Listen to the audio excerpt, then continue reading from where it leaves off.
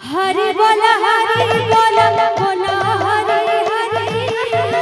हरि बोला हरि बोला बोला हरि हरि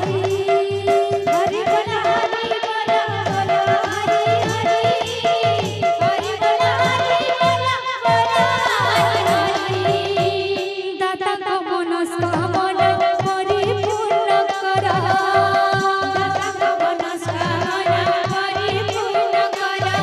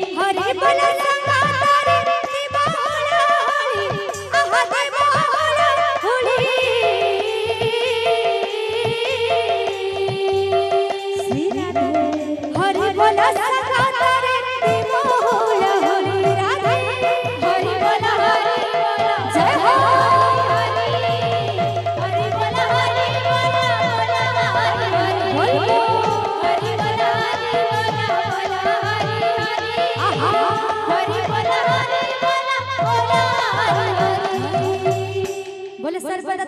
मनस्कामना परिपूर्ण करंतु मुलांगवा समस्त कराचला पथरे पुष्पवृष्टि हो मुलांगवा धन जनक मुलांगवा परिपूर्ण हो मुलांगवा